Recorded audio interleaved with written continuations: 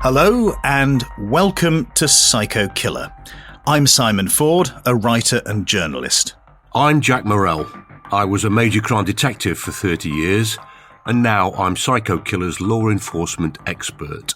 And I'm Pip Watts. I'm a TV reporter and radio presenter, and I'm fascinated by the psychology that makes our most evil criminals tick. This is the third episode in our series about familial DNA, looking at how the genetic fingerprint of a loved one helped catch the killer in the family. Or as I like to call it, you can choose your friends, but not your relations. Episode 1 exposed Joseph DeAngelo Jr., the Golden State Killer. DeAngelo Jr. terrorized California in the 70s and 80s. This rogue cop committed at least 13 murders, 50 rapes, and 120 burglaries. In episode 2, we stared into the dark heart of Paul Hutchinson, who raped and strangled 16-year-old Colette Aram near Nottingham, dumping her naked body in a field. This time, our investigators are heading to the other side of the world, and a case that shocked Australia. As a woman and a mother myself, it really resonates with me. So let's get straight into it. It's time to head to the dark side.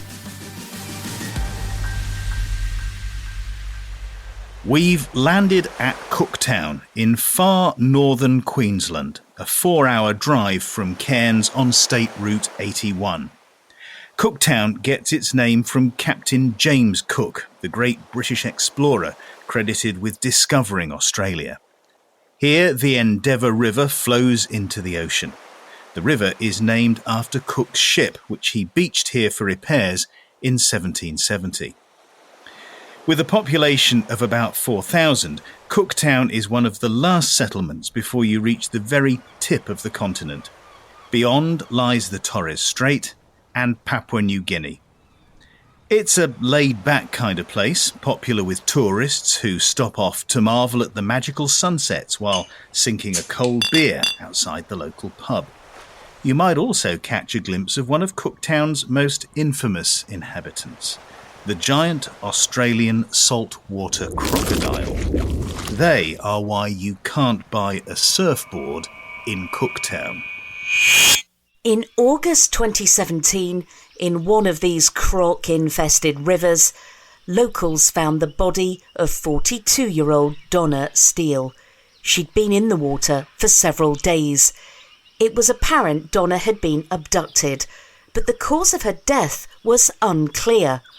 The pathologist recorded it as a combination of strangulation, suffocation, and drowning. Crucially, there was some twine discarded near the scene, twine that had been used to tie her up. It was from the twine that the police found DNA from someone other than Donna herself. But whose DNA was it? The Queensland Police timeline shows that the murder took 7 months to solve. Here's a snapshot from it. Around midday on August 2nd, 2017, Donna Louise Steele was last seen in Cooktown. Her husband reported her missing the following day. Despite a police search and press appeals, Donna's body wasn't found until 3 days later, on August the 6th. In February 2018, Police Minister Mark Ryan announced a $250,000 reward for information leading to the identification and conviction of the person or people responsible for the murder of Donna Steele. In March 2018, the police announced, new information is provided to police regarding Donna Steele's death and confirms publicly the belief that the person responsible for murdering Donna wasn't from Cooktown. Is this a sign that they're onto him then, when they've got DNA and they start to eliminate suspects? Correct. And within a day or so, someone got a knock at their door. Police search warrant, open the door! Aha, the famous 6 o'clock knock. Police attended a Macomb Street address in Moorabool and arrested a 25-year-old man. A few days later, A 25-year-old man appeared at Cairns Magistrate Court, charged with murder, misconduct with a corpse by interfering, and entering a dwelling with intent. So, Pip, what was that new information that led to this arrest? Well, after a public appeal in Cooktown, around 200 people had voluntarily provided their DNA to assist the investigation. The samples were submitted and police ran a familial search. There was a match with the killer's own mother. Detective Sergeant Scott McGrath told SBS News Network in Australia, "We went down a path of collecting DNA samples from the wider community in Cooktown. The intention was to firstly eliminate all the males of Cooktown from that DNA profile that we found on the riverbank, but also putting together a database that could be added to the national database for the purposes of a familial comparison. There was quite a bit of motivation on the part of the Cooktown community to have the crime solved. There was a perception there was a killer in the community whose identity was unknown, so by and large, the majority of the Cooktown community were prepared to supply their DNA voluntarily." Results showed that the unknown male profile was the son of a person who came forward to submit her DNA. The net was closing. The police executed a search warrant at the newborn baby screening unit in Brisbane and seized a heel prick blood sample, which was taken at birth. With DNA from the heel prick and the Cooktown volunteers, detectives identified a suspect, Matthew Ross White. His DNA matched DNA from the red twine found on the riverbank. That's an incredible result by any stretch of the imagination. 200 samples obtained from a Cooktown population of about 3,000. The population of Cairns is about 150,000 and 220,000 in the wider area. Now that's roughly the population of Aberdeen in Scotland. Or Albuquerque, New Mexico. Right. It's not clear, though, whether they focused on a smaller geographical area to find their volunteers. Again, though, maybe the people of Cooktown tend not to move far from the area where they were born. So Matthew White used to live in Cooktown. He'd moved to Cairns, but his mother still lived in the Cooktown area. She'd volunteered her DNA. And I wonder if she was being a good citizen or if she did suspect something. Whatever her motive, she gave the police the breakthrough they needed. Her genetic fingerprint put the finger on her son. Speaking as a mother, that must have been so tough for her.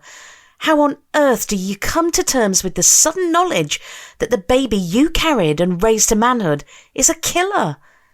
It reminds me that so much collateral damage is caused by crimes of violence. Many more people are hurt than the immediate victims. Whole families are torn apart. The shockwaves rumble through the generations. Matthew White was motivated by money. He wanted 20,000 Australian dollars to gain custody of his son. His plan, if you can call it a plan, was to abduct Donna Steele and hold her to ransom. White kind of remembered that Donna had something to do with the drugs scene in Cooktown. So he'd kidnap her and then extort money from her underworld connections. And then he'd just sail off into the sunset. White bought some twine and a stocking to go over his head. He borrowed a mate's car, drove up to Cooktown and broke into Donna's home. Hiding under the bed, he saw her make a bowl of cornflakes and walk into the bedroom. When she was level with the bed, White grabbed her ankles. At this point, the plan went to pot. White intended to subdue Donna and tie her up, but he could not overpower her. She managed to rip the stocking off his head. We can only guess she recognised him. "Matty White, is that you?" So, with his plan and his stocking mask in tatters, White decided to strangle Donna with the twine instead.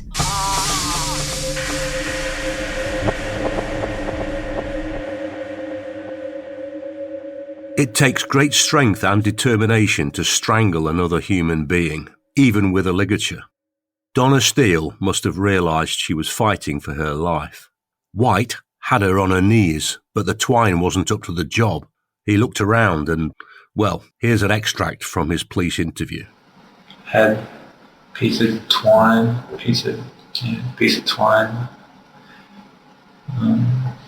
that was going to use to strangle her, but at that point I wasn't planning on killing her. I just wanted to only get some control and tie her up, and the plan was to start with Donna. I knew where she lived and I knew no neighbours nearby. And the plan was to start with her and get other people. I didn't think she'd have lots of money or be selling the drugs. I knew she was involved in it, and I knew she'd know who was selling them. At this point I was freaking out, but that was God's plan. This piece of twine that I had wasn't working, and we knocked all the stuff over as a scarf, and ended up grabbing this silk scarf instead of the twine, and started to strangle her with that. And so the twine wasn't very effective, and you then used a scarf. What were you thinking when you used a scarf? I was just panicking at that point. I just wanted her to stop fighting. Yeah, just panicking. And what did you think would cause her to stop fighting? I just kept. Okay, so you kept pulling on the scarf. Explain to me why you think that would cause her to stop fighting. I just wanted to get her unconscious, stop her breathing. Get her unconscious and stop her breathing were what he said.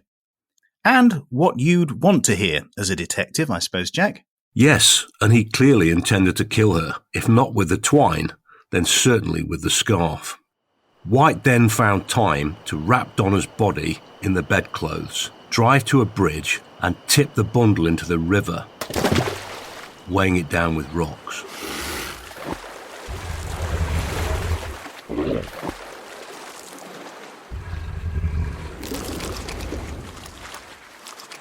Months later, when the police caught up with him, White confessed immediately. At Cairns Supreme Court, White initially pleaded not guilty to Donna Steele's murder, but he changed his plea on the second day. After all, the police had a video of him confessing to strangling Donna and dumping her body in a crocodile-infested river. Here's a weird thing. The local paper reported that White's mother blew him a kiss and wished him happy birthday after she'd given her evidence. He blew a kiss back and called, "I love you, Mum." Hang on a second. It was her DNA that put him in the dock. Like you say, you can choose your friends, but not your relations. The judge described White as egotistic, naive, and shallow. He sentenced him to life in prison, which in Queensland means no less than 20 years. That means White will be eligible for parole when he's just a few years older than his victim was when he strangled her. Listening to White's confession, I'm struck by just how matter-of-fact he is. It's like he's not describing a crime at all. He sounds like a kid explaining how a football got kicked through a window. Is this kind of confession common in your experience, Jack? Reasonably uncommon, particularly one as full and as frank a confession as Matthew White's. I think we mentioned in an earlier episode, in my experience, some people cannot themselves believe what they've done. They process it like it was some kind of bad dream. And when they do confess, it's almost like a release to them that they can tell someone. He does sound like he's in a trance-like state. Sleepwalking, you might say. Yeah, although it means he's sleepwalking to prison for a very long time. I suppose, Pip, that makes Matthew White an unlikely psychopath. I think so too. Although we don't have a psychological profile of his character and personality, the confession suggests a degree of empathy and remorse. He was a young man who gave the appearance of being bored and seeking a thrill, as much as the money he claimed was the motivation. Was there an element of impulsivity? It appears not. He planned the crime for some time and travelled some distance to commit it. It just went wrong. Irresponsibility? Yes, of course. But he panicked and the whole thing escalated. Were drugs a contributory factor? Apparently not. White wasn't on drugs, neither was Donna Steele. Any connection between her and drug dealers was all in White's head. I think what we've got here is a bored loser who didn't think through the consequences of his actions. I suppose on that count, being disorganised with a lack of long-term goals would tick a couple of boxes on the psychopath test, but Matthew White doesn't score enough points to qualify as a psycho. No, he's what the judge said he was: egotistic, naive and shallow. Well, that is the last of our 3 case studies into the forensic use of familial DNA. Now, of course, the use of DNA evidence throws up all kinds of ethical and legal issues. What are my rights regarding the gathering, use and retention of my biometric data? There were multiple issues with the retention of DNA on the UK National Database until the Protection of Freedoms Act in 2012. This act allowed the police to retain fingerprint and DNA data indefinitely for most people convicted of a recordable crime. Those not charged or not found guilty must have their DNA data deleted within a specified period. DNA provided voluntarily for the purposes of an investigation should be destroyed after the investigation is complete. So, if Jack arrests me on, say, suspicion of assault, my DNA and fingerprints will be taken. But if no action is brought, or the case goes to court and I'm acquitted, my biometric data must be destroyed, right? Yep, that's right. They can keep your DNA for up to 3 years. Then, by law, it has to be destroyed. Provided you don't have any previous convictions, then it can be retained indefinitely. For me, this UK legislation in 2012 had the right balance between people's freedoms and allowing the police to detect crime. And with volunteers, it'll be different, I suppose, because somebody has asked for their DNA to be included in the national database. Yeah, and quite right too. The individual should have the choice, shouldn't they? Matthew White's mother felt a moral duty to provide her DNA for a crime that she had no reason to believe was linked to her in any way. Prior to the 2012 Act, the idea of expanding the database to cover the entire UK population had its supporters as well as its critics. It has currently been rejected for the moment by the UK government as impractical and problematic for civil liberties. Supporters included Lord Justice Sedley and some police officers. Tony Blair said in 2006 that he could see no reason why the DNA of everyone should not ultimately be kept on record. This view had its opponents. Pressure groups like Reclaim Your DNA and Gene Watch. Shami Chakrabarti, director of Liberty, said in 2007, that a database for every man, woman and child in the country was a chilling proposal, ripe for indignity, error and abuse. Meanwhile, back in Australia, New South Wales Police have launched a DNA collection programme in the hope of finding answers to the 769 long-term missing person cases. Apparently, they have approximately 330 cases of unidentified bodies or human remains. Due to how old the missing person cases are, investigators say there is limited opportunity to obtain the DNA of the missing person, which is why they've now turned to familial DNA. Acting Assistant Commissioner Darren Bennett said, and I quote, "The objective now is to collect familial DNA from the relatives of missing persons across the country to facilitate further inquiries and in the hopes of matching these samples, locate loved ones and provide answers to families." We can't conclude a series about familial DNA without mentioning the famous case of the Isdalen woman. And Jack, I know this is a real favourite of yours. Yes. In a nutshell, the story centres on the discovery of the charred remains of an unidentified woman in a remote valley near Bergen in Norway. Mitochondrial DNA revealed that her mother was of European descent.